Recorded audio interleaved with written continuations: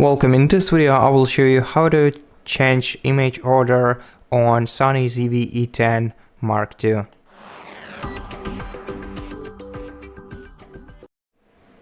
So to do that, switch the camera on, press menu, then scroll left to the sidebar, scroll down to Playback.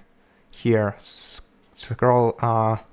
Playback target and select image order. And here you can choose whether you want to order your photos by date or by folder.